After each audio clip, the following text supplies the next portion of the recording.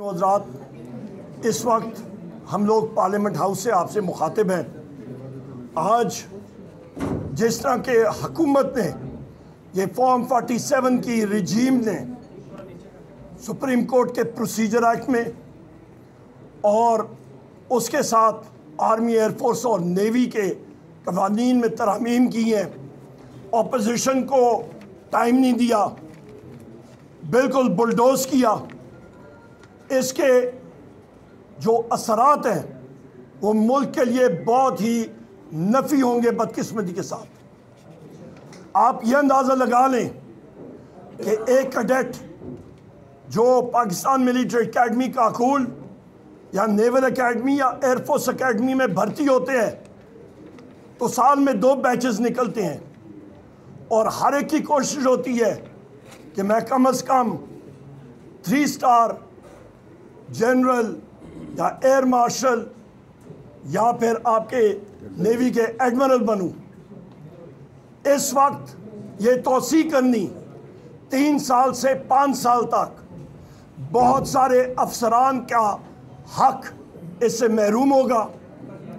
दूसरी अहम बात कि मुल्क की और दुनिया की जो टेक्नोलॉजी होती है वो बहुत जल्दी से चेंज होती है, तब्दील होती है। जो सरबरान मुसल्लह अफवाज होते हैं उनका और उनके नीचे जो कमांडर्स हैं उनके दरमियान कमराडरी होनी चाहिए। वो गैप ज़्यादा बड़ा नहीं होना चाहिए, क्लोज होने चाहिए। उनकी थिंकिंग प्रोसेस होनी चाहिए साफ़ सुथरी। लिहाजा हुकूमत ने जो फॉर्म 47 की शहबाज शरीफ की रिजीम है, इन्होंने जो इस वक्त मुसल्लह अफवाज के सरबरान के दौरे नौकरी में जो तोसी की है, इंडिविजुअल्स को साइड पे, इनफरादी तौर पे उनको साइड पे रखें, पर ये मुल्क के लिए और मुसल्लह अफवाज के लिए कोई अच्छी चीज़ नहीं है। उसके साथ साथ आप ये देखें कि हमारे वज़ीर आज़म इमरान खान साहब से हमारी सियासी क़यादत को नहीं मिलने दिया। बुशरा बीबी साहिबा के ख़िलाफ़ केसेस, हमारे बाकी साथियों के ख़िलाफ़ केसेस, लोगों को रात की तारीकी में उठाया जा रहा है, केसेस बनाए जा रहे हैं, मुख्तलिफ़ और किस्म की तरामीम जो कि पाकिस्तान तहरीक इंसाफ को, हमारे इत्तेहादियों को दीवार से लगाने की कोशिश है, वो लाए जा रहे हैं। पर यह बात याद रखी जाए, ये इस रजीम के लिए और बिलखसूस शहबाज शरीफ के लिए, कि यही कवानीन शहबाज शरीफ के ख़िलाफ़ इस्तेमाल हो रहे होंगे और मुस्लिम लीग नून और पीपल्स पार्टी, यही कवानीन इनके पीछे इस्तेमाल हो रहे होंगे और उस वक्त इनके पास फरार का रास्ता नहीं होगा। मैं इसके बाद बैरिस्टर गौर साहब से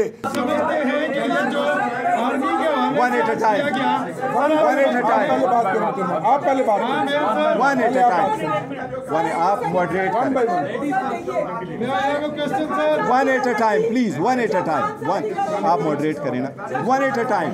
आप सवाल करें। आम बात थी कि 10 ये कंपनी 10 साल मंसूबे के साथ बैठी है जिसमें फैज साहब भी शामिल है।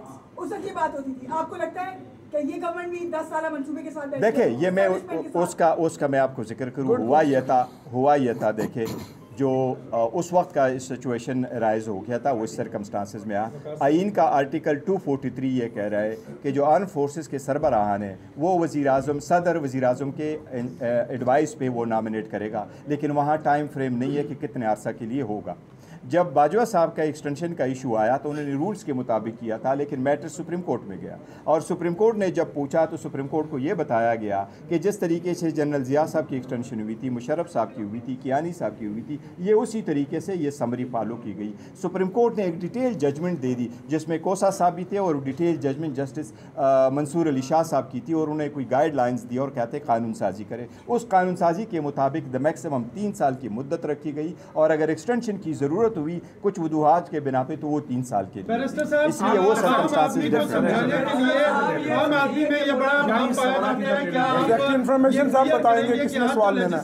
यहाँ पे हुई है, उसके बाद चीफ ऑफ आर्मी स्टाफ को ऑटोमेटिकली एक्सटेंशन मिल जाएगी। देखिए ये जो कानून बना है तो उसकी पहली अपॉइंटमेंट जो 3 साल की थी वो ऑटोमेटिकली 5 साल की हो गई। एक्सटेंशन बन गई है। देखिए इस कानून के मुताबिक वो हो। आपकी पार्टी आर्मी चीफ के टेन्योर में तौसीक के खिलाफ सुप्रीम कोर्ट में जाएगी? देखो हमारी जो पार्टी है हम पार्टी की फैसला करेंगे और पार्टी हमारी पॉलिटिकल कमेटी हमारी कोर कमेटी हमारी खान साहब के इंस्ट्रक्शन हिदायत के मुताबिक होती है। मैं पार्टी के कोई ऐसे इख्तियार नहीं रखता, ना हम में से कोई रखता है कि हम एक पॉलिसी स्टेटमेंट दे दें।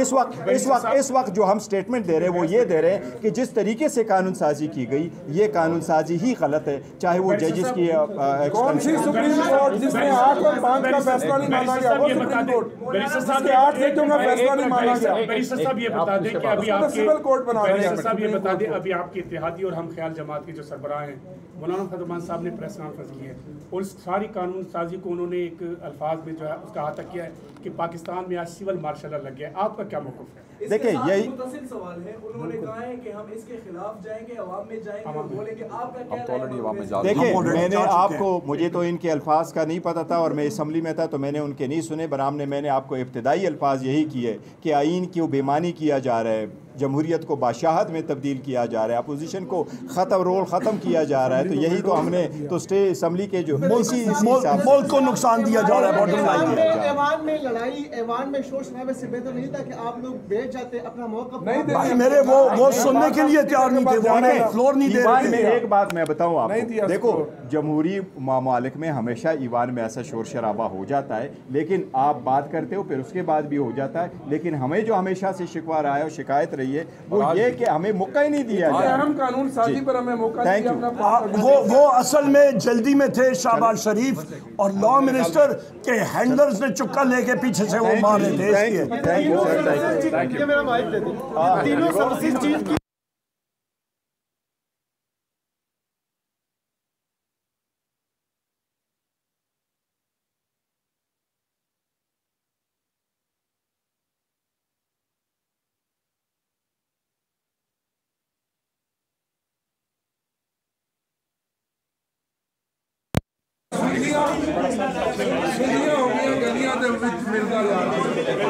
कैसे सर?